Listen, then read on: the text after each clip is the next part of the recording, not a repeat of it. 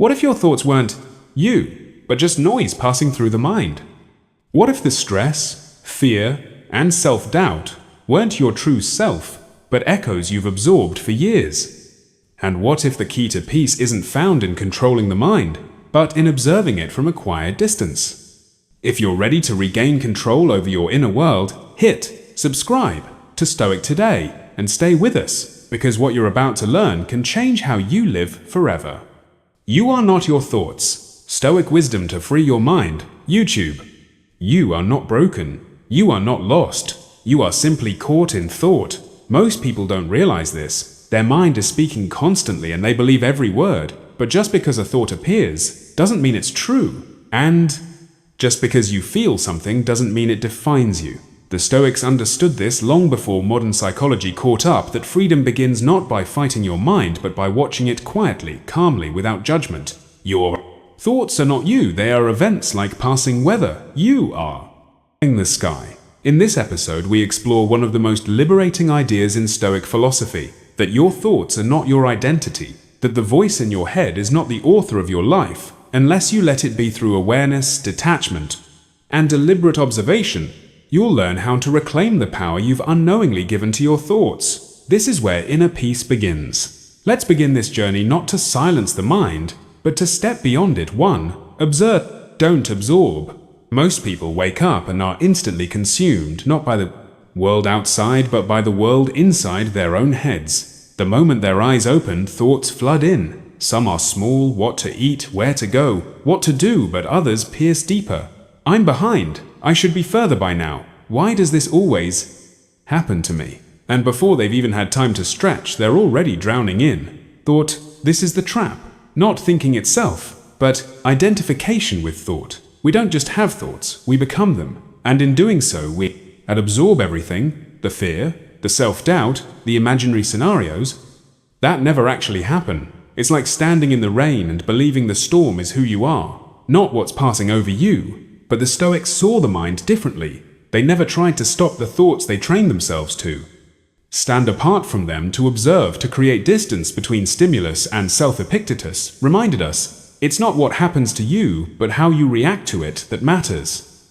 And that principle applies just as much to your inner world as it does to the outer one. To observe, rather than absorb, means to stay conscious. It means you don't get swept away by every narrative your mind offers you treat. Thoughts, like clouds drifting across the sky. You can notice them, describe them, even learn from them, but you don't have to hold on to them. You don't have to let them define you. This subtle shift in awareness is everything, because once you start observing, you begin to realize something profound. Most of your thoughts aren't true. They're habits, echoes, automatic scripts written by past experiences, fears, traumas, and beliefs you never chose. And yet, without awareness, you absorb them as if they are gospel, as if they are you, but they're not. And when you can watch the thought without becoming the thought, you regain your power, you reclaim your space, you build that sacred gap between what the mind says and what you choose to believe. That gap is where peace lives. That gap is where wisdom begins. Let's take an example. Imagine you make a mistake at work, something small, a missed email or a poor presentation. A thought arises, I'm a failure. In a state of absorption, you believe it. Your posture drops, your mood sinks, you withdraw. But in a state of observation, you pause. You notice, that's just a thought. It doesn't define me. I can learn from this. I'm still capable. The situation hasn't changed, but your power within it has. Observation gives you agency. Absorption steals it. And there's a deeper layer here. When you train yourself to observe your thoughts, you start to notice which ones are actually helpful and which ones are just noise. You realize how much of your internal dialogue is fear in disguise, or ego, or inherited patterns from people who didn't know better themselves. And suddenly, you're not just living, you're consciously choosing how to live. That's what makes this practice so essential to Stoicism, because you can't live with virtue, clarity, or courage if you're constantly reacting to every storm your mind invents. You have to step above it. You have to become the one who watches, not the one who drowns. So how do you start? Begin simply, when a strong thought or emotion arises, ask yourself, is this observation or absorption? Do I have to believe this thought, Would I speak this thought? To someone I love? These questions bring you back. They anchor you in presence. And from presence, you can choose your response instead of defaulting to reaction. In the end, your thoughts are not enemies, they're messengers. But you don't have to let every messenger move into your home. You don't have to turn every sentence into a story, every story into a truth, and every truth into a burden. Just observe, watch the mind, respect it. But never forget, you are not it, because you're not here to live as a reaction. You're here to live with intention. 2. The thinker is not the thought. It's one of the most important truths you'll ever understand, and one of the hardest to remember. You are not your thoughts. You are the thinker, the observer, the awareness behind the stream. But the mind, when left unchecked, will try to convince you otherwise. It will say things like, "I'm worthless," or "I can't handle this," or "They must not care about me." And because the voice sounds like yours, you'll believe it speaks the truth. But the Stoic knows better. He trains himself to recognize the distinction between the one who thinks and the thoughts themselves. Why does this matter? Because identity shapes reality. If you believe every thought is you, then you'll be dragged into every false identity your mind throws at you. You'll confuse temporary moods with permanent truths. One moment of fear will mean you are fearful. One angry thought means you are an angry person. But there is a gap, a sacred gap, between the thought and the self, and the more aware you are of that gap, the freer you become. Let's consider an example. You're walking into a room full of strangers. A thought arises, "I don't belong here." In that moment you have a choice. If you believe that thought defines you, you shrink, you avoid eye contact, you retreat into silence. But if you recognize it as just a passing idea, a conditioned response, not a reflection of reality, then you stay centered, you breathe, you smile, you enter the room as yourself, not as your fear.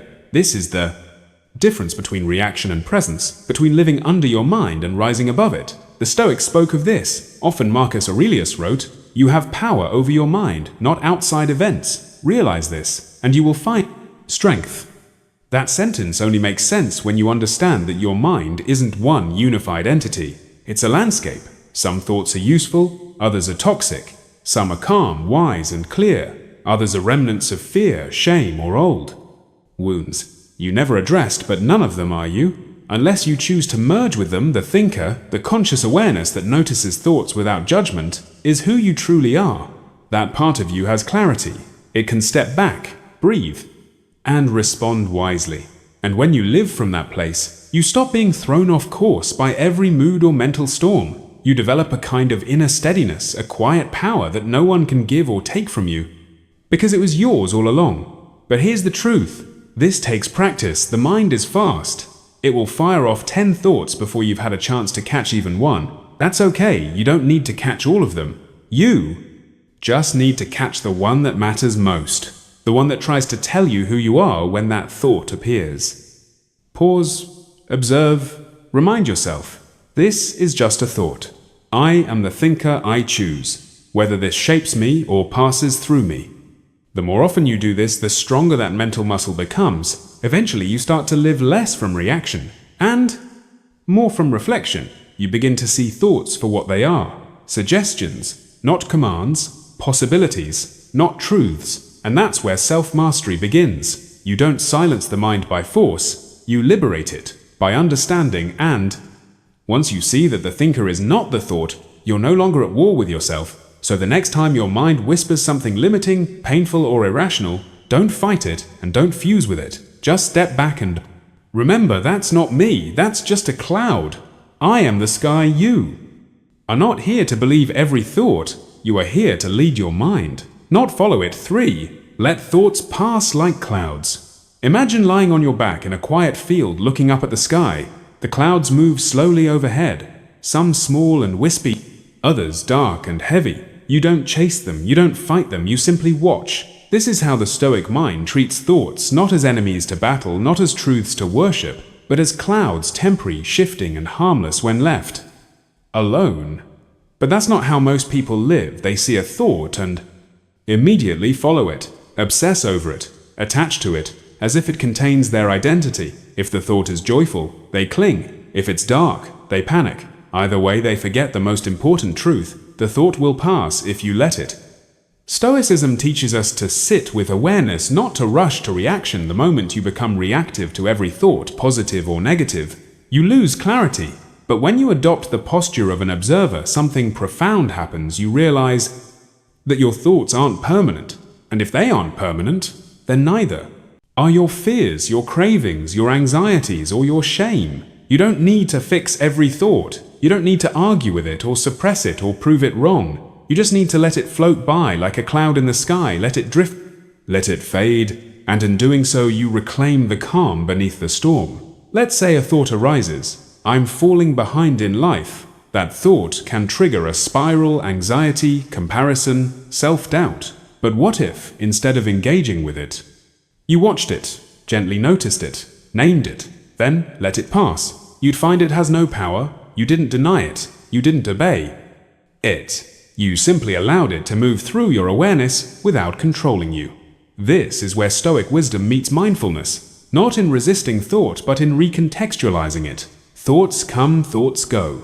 The mind generates them constantly. It's what it's designed to do, but you are the sky you remain. Seneca wrote, "We suffer more in imagination than in reality." What he meant was this: most of our pain comes from thoughts we hold onto too tightly, from storms we refuse to let pass. But you can live differently. You can learn to let go without running. You can be still without being passive. You don't need to be perfect. You just need to practice. Practice catching the moment when a thought arises. Practice labeling it. That's fear. That's judgment. That's doubt. And then gently watching it leave over time. This practice becomes your shield, your peace, your quiet confidence in a noisy world. You'll begin to understand something. Powerful peace doesn't come from having no thoughts. It comes from having the space between them. And in that space, there's clarity. In that space, you choose your direction rather than being pulled by the current of every passing mood. So the next time your mind offers something unkind, overwhelming, or tempting, pause, breathe, look up, let it pass. You are not your thoughts. You are the sky they pass through, because clouds don't stay, but the sky always remains. Choose awareness over attachment. Attachment is subtle. It doesn't always come with a label. Sometimes it hides inside what feels like care, ambition, or self-protection. But the Stoics knew that attachment to thoughts, outcomes, identities is a hidden chain. It binds us to what we cannot truly hold. And nowhere is this more dangerous than in the realm of thought. When you attach to a thought, you no longer see it. Clearly, it becomes part of your identity. If it says, "I must succeed," or "I'm a failure," you grip it. If it says, "They must like me," or "I'm unworthy," you obey it. Attachment creates emotional dependency. And when that thought is threatened, when things don't go as planned, when someone disapproves your peace, collapses with it. But awareness is different. Awareness doesn't resist the thought. It sees it, studies it, but it never fuses with it. Awareness says, this thought is present right now. I don't have to run from it, but I also don't have to believe it. And that space between thought and belief is where your power lives. This is what Epictetus meant when he taught that we are disturbed not by events, but by the views we take of them. The views, the thoughts, aren't the enemy. It's our clinging to them that causes pain. The Stoic doesn't aim to silence his thoughts. He aims to be free from the need to be ruled by them.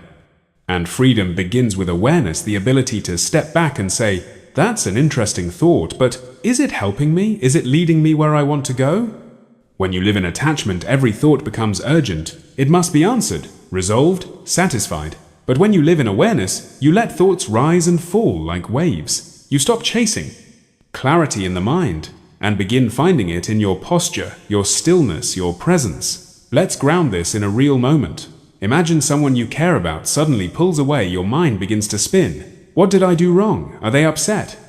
Did I ruin something? Attachment pulls you into anxiety. You begin to live inside the story your mind is writing. But awareness allows for a pause, a breath. It says, here is a thought, a fear of loss, a need for reassurance. I acknowledge it. I don't have to push it away, but I also don't have to live from it. That's the pivot from unconscious reaction to conscious response. Detaching from thought doesn't mean becoming numb. It means becoming discerning. Aware of which thoughts serve your character and which erode it, you can still think deeply, still care deeply, but you do so without letting every idea, fear, or story take the wheel. And over time, this practice of awareness, over attachment, becomes your compass. You begin to navigate life with steadiness. Thoughts come and go, but you remain rooted, grounded, capable of clarity in the middle of mental noise. Marcus Aurelius once wrote, "Be like the rocky promontory against which the waves continually crash. It stands firm and tames the fury of the sea around it." That's awareness. Not passive, not fragile, but deeply anchored. So when your next thought arises, especially the difficult one, meet it not with attachment, but with awareness.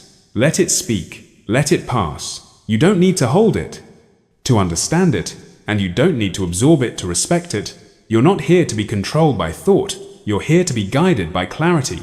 5. You are the space beneath your mind. Most people think they are their minds, that their identity begins and ends with the constant stream of thoughts, worries, and judgments flowing through their heads. But what if the truth is deeper? What if your essence is not found in the words of the mind, but in the silent space beneath it? The Stoics often wrote about this inner depth, a place not touched by chaos, not stirred by every passing mood, not dependent on what others say or do.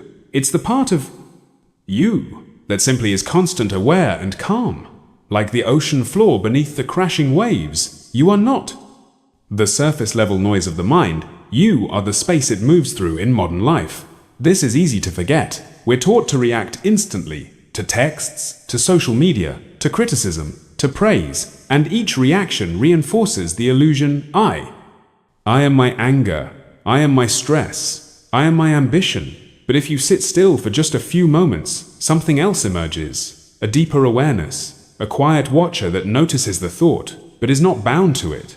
That space, that quiet inner witness, is where your true self lives. Marcus Aurelius once said, "Nowhere can man find a quieter or more untroubled retreat than in his own soul." He wasn't talking about escape, he was pointing to the refuge within the space that can observe without judgment, the place where wisdom grows, not from having fewer thoughts, but from being less attached to them. Think of your mind like a river. Thoughts are the current, always moving, sometimes calm, sometimes wild, but you, the real, you are not the water. You are the riverbed, the foundation, the thing that holds everything in place without being swept away. When you start identifying with that space, instead of the mental noise, you begin to act from strength.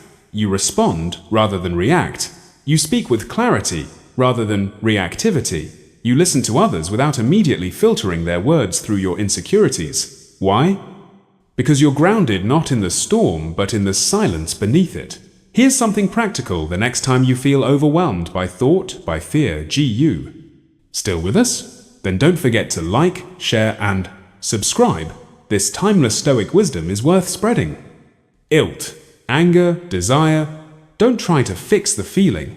Don't try to win the mental battle. Instead, go inward. Focus on the space that's aware of what you're feeling, that still part of you that says, I see what's happening here.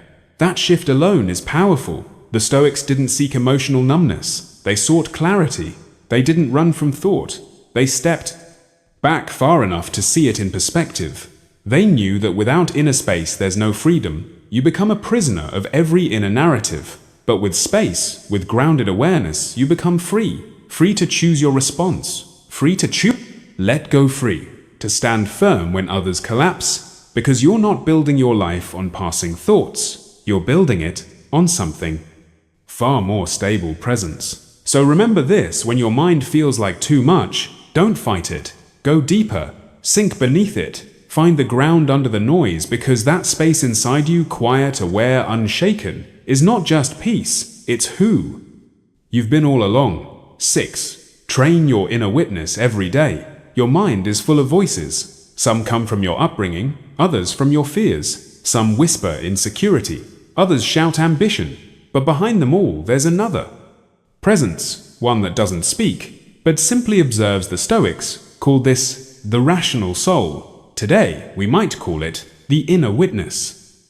And training this witness, sharpening your ability to observe yourself without judgment, is one of the most important disciplines of the Stoic path. Why is it so powerful? Because without an inner witness, you're just living on autopilot. Thoughts come and you follow, emotions rise, and you react. The day controls you instead of you controlling how you show up in it.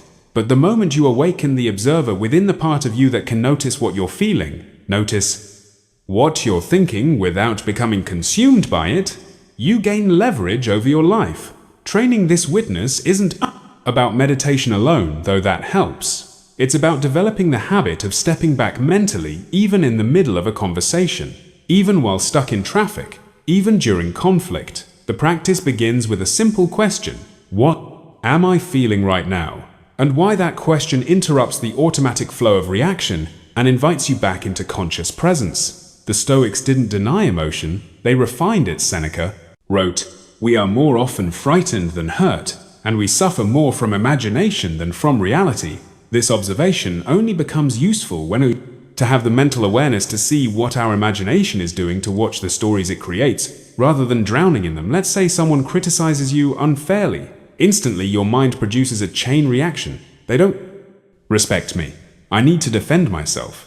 I have to say something back. But if your inner witness is awake, it steps in with stillness. It notices the rising anger without indulging it. It observes the urge to defend and lets it breathe without obeying it. Suddenly, you're not the insulted self. You're the conscious presence behind the scene, choosing your next move instead of reacting. Blindly training the witness takes time. You'll forget. You'll fall into old patterns. But every time you remember to pause, observe, and reflect, instead of reacting, that's a repetition. That's mental strength. And over time, those repetitions compound into a state of being less reactive, more centered, less chaotic, more clear.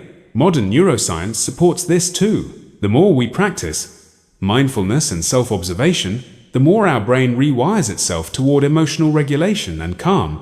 But the Stoics knew this long before the science. They lived it. They trained their inner witness the way an athlete trains their body daily, deliberately, and with purpose. So don't just try to feel better. Don't chase motivation. Don't beg for silence from your mind. Instead, begin cultivating the part of you that can watch all of it with calm. That inner space is not passive. It's the seat of your deepest power, because the world can provoke you, but only you can choose. How long you stay provoked, the mind can race, but only you can decide if you'll follow it. And emotion can rise, but only your witness decides whether it becomes your identity. You don't need to silence the noise. You just need to remember you are the one who hears it. 7. Label. Don't live your thoughts. When a thought appears, the average mind either resists it or obeys it. I'm not good enough. The insecure mind believes it. They don't respect me. The angry mind clings to it. And in both cases, the thought becomes your world. You don't just have the thought, you start living from it. But what if there was a middle path, a Stoic path, one that neither suppresses the thought nor serenas to it? That path begins with labeling. To label a thought means to identify it clearly without being consumed by it. It's the difference between saying I'm a failure and saying there is a thought that I might be failing. The first becomes identity, the second becomes observation. And that shift, subtle, almost invisible, is the key to inner freedom. The Stoics knew the danger of living blindly in thought. Epictetus taught that it's not the things themselves that disturb us, but our opinions about them. What he meant was we suffer not from events, but from the meaning we assign to them, and we assign meaning automatically. Unless we pause and label, let's say your mind offers a familiar script. They're ignoring me. They don't care in the moment. That can feel true, but the Stoic doesn't ask, is it true? He asks, what kind of thought is this? It's an insecurity, a fear of rejection, a need for approval. That's the label. And once it's labeled, it loses its grip. Labeling creates distance. It reminds you that your thoughts are not facts, they're patterns. Some helpful, many not formed by years of experience, habit, and fear. And that means they're not permanent, they're not sacred, they're not untouchable, they're just thoughts. Imagine carrying a heavy bag through the airport. You don't stop to examine it. You don't question what's inside, you just carry it because it's yours. That's how most people treat their mental baggage. But labeling invites you to open the bag to say, oh, this is guilt, this is old shame, this is comparison. Suddenly, it's not mysterious anymore, and what is understood can be released. This is where modern therapy and Stoic wisdom beautifully overlap. Both invite us to be curious about our inner world, not judgmental, not reactive, just curious. The practice isn't about fixing every thought. It's about noticing, naming, and deciding whether to engage. Labeling can be as simple as saying silently to yourself, "That's fear," or "That's desire," or "That's the perfectionist in me speaking again." These moments don't erase the emotion, but they remind you that you're more than the emotion. You're the one seeing it over time. This skill rewires your mind. You stop living on emotional autopilot. You start making conscious choices. You start showing up, not as a reaction to thought, but as a response grounded in clarity. So when the next wave of thoughts arrives, and it will, don't just believe them, don't fight them, name them. Watch how that one act brings space, light, and power into your experience. And in that space, you remember the truth. You're not your doubt. You're not your anger. You're not your past. You are the one who sees clearly and chooses wisely. 8. Shift identity from thinker to observer. Most people walk through life believing they are the voice in their head, the overanalyzer, the worrier, the planner, the critic. They identify so closely with that inner dialogue that they never question where it ends and where they begin. But the Stoics invite us to take a radical step back, to shift from being the thinker to being the observer of thought. This is not detachment out of avoidance. It's clarity through awareness. Why does this shift matter? Because if you're the thinker, you're constantly caught in the storm, solving, proving, defending. But if you become the observer, you're standing above the storm, not removed from life, but steady within it. Let's explore this with a simple moment. Imagine you're preparing for a difficult conversation. The thinker in you starts spinning. What if I say the wrong thing? What if they get angry? What if I look weak in that moment? Your entire sense of self collapses into the thought you then are the anxiety. You are the insecurity. But if you shift into the observer, everything changes. Now you say, there's anxiety here. There's fear present, but I see it. I'm not inside it. I'm watching it. That shift is the foundation of Stoic discipline. It allows you to stay calm, focused, and honest, even when your emotions would rather you run or hide. Epictetus taught that we should examine our impressions before accepting them. That is when a thought arises. Don't just say yes to it. Hold it in your hands, turn it over, see where it leads. That's the observer's work you are. Not just the product of thought you are, the architect of which thoughts you choose to follow. The modern world gives us endless distractions and labels to cling to: anxious, high achiever, overthinker, perfectionist.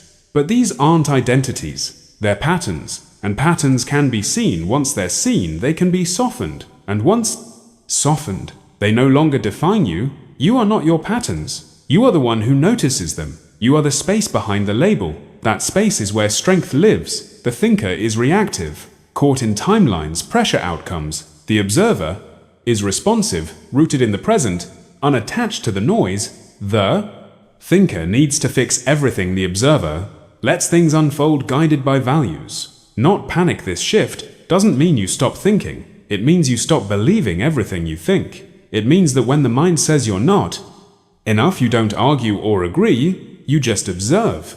And in that observation, the thought loses power. The observer doesn't numb emotion, it honors it, then asks, what's the wise response here? The observer doesn't chase control, it accepts what is, and acts where it can. The observer doesn't need to be perfect, it needs to be awake. So, ask yourself, today, are you living as the thinker, or the one who watches the thoughts come and go? Are you inside the story, or are you seeing the story from the outside? Every time you choose observation over identification, you create space. And in that space lives freedom, clarity, and peace, the very essence of Stoic strength. 9. Awareness dissolves distortion. Every thought that passes through your mind comes with a lens. A frame. That lens might be fear, it might be past trauma, it might be insecurity, pride, resentment, or even hope. But whatever it is, it colors what you see. It shapes your perception. And if you don't notice the lens, you'll believe the distortion is reality. This is where awareness becomes your superpower, because when you cultivate the ability to notice, truly notice how a thought is formed, what emotion it carries, and what story it's trying to convince you of. You begin to separate truth from interpretation, that separation is everything. That's where peace begins. Let's say someone doesn't respond to your message. Your mind might offer a story. They're ignoring me. I must have done something wrong, without awareness that becomes your reality. You feel rejected, anxious, maybe even angry. But if you're aware, if you're present, you catch the distortion. You see the story before it becomes your belief. And just like that, the emotion loses its grip. Awareness is like light distortion. It can only exist in darkness. When you shine the light of observation on your thoughts, the illusion fades, you see clearly. Again, the Stoics were masters of this. They understood that most suffering is not caused by life itself, but by how the mind interprets life. Marcus Aurelius wrote, "If you are distressed by anything external, the pain is not due to the thing itself, but to your estimate of it, and this you have the power to revoke at any moment." Think about that. You have the power to revoke your own suffering, but only if you see the distortion in time. This doesn't mean you become emotionless. It means you become wise, aware, able to hold space for feelings without letting them steer the ship. Goal isn't to kill emotion. The goal is to strip away the lies that emotion sometimes hides behind. And it's not just about catching negative thoughts. Sometimes the distortion is disguised as hope or fantasy, or a desire to escape.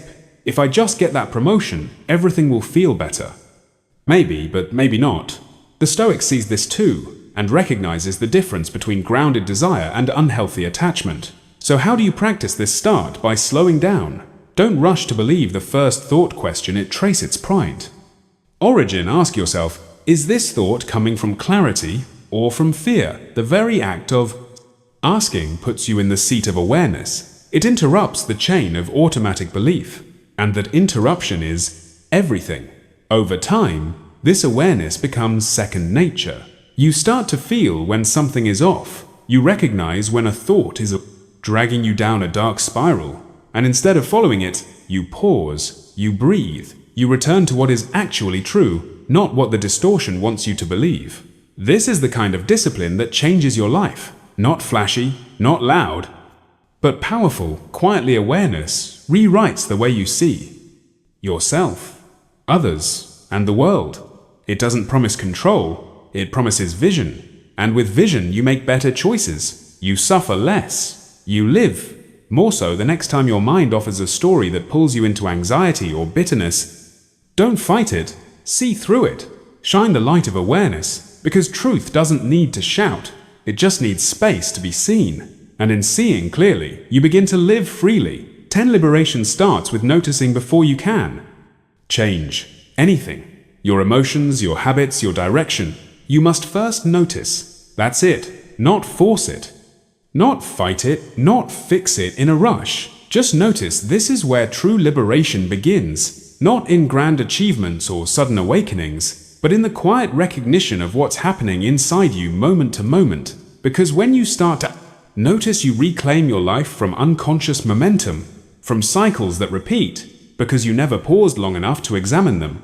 The Stoics believed that philosophy wasn't just about knowledge, it was about perception, seeing clearly, responding wisely. They trained themselves to pause and examine not just the world, but their own role in it. Marcus Aurelius would reflect each night, reviewing his actions and thoughts, not to judge himself, but to understand himself. That's what noticing really is, a form of radical honesty. When you feel triggered, can you notice the surge before it takes over? When you hear the same self-critical voice, can you recognize it instead of merge with it? When you're pulled into envy or shame or fear, can you say even quietly, I see what's happening here? That one moment, time of noticing, is everything. It is the gateway between reactivity and choice, between habit and freedom, between confusion and clarity. And here's the quiet secret. Noticing doesn't need to be dramatic. It doesn't need a journal or a ritual or a retreat. It happens right here, right now, in the breath. You're taking as you listen, in the awareness that's reading these words, not just with your eyes, but with your presence. When you start to live this way, when you walk through life as someone who sees instead of just reacts, you begin to shape it. A different kind of strength, a strength that doesn't resist what is, but moves with it, a calm that doesn't deny pain but refuses to be ruled by it. And that is the Stoic way. So if you're waiting for a breakthrough, stop waiting.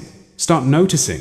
Notice the patterns you keep repeating. Notice the voices you've mistaken for truth. Notice the impulses that pass through you and don't act on all of them. Notice your life moment by moment, not to judge it, but to reclaim it. Because when you begin to see clearly, not just the world, but yourself, you remember something powerful. You were never trapped by your thoughts. You just forgot. You were watching them all along. We spend so much of our lives chasing control of situations, of people, of emotions. But the truth is, liberation was never about control. It was about clarity. And clarity begins the moment you remember this. You are not your thoughts. You are the space between them, the quiet. Behind the noise, the observer, not the storm. This is not some abstract philosophy. This is a practice one you return to every day, every time you feel overwhelmed. Remember, you don't have to believe everything you think you don't have to obey every emotion. You don't have to react to every trigger, you just have to notice. And when you do, even for a second, you reclaim a piece of yourself. A piece the world tried to confuse, a piece fear tried to bury, a piece chaos tried to steal. This is what the Stoics were trying to teach us all along, not how to suppress who we are, but how to see who we are beneath the thoughts, beneath the reaction, beneath the noise. So, as you go back to your life, take this with you the next time your mind begins to spiral, the next time emotion surges or thought overwhelms. Pause, breathe, and remember who you really are, because the moment you begin to see clearly is the moment you begin to live freely. Want more content like this? Hit subscribe to Stoic today and join us on this journey to mental clarity and strength.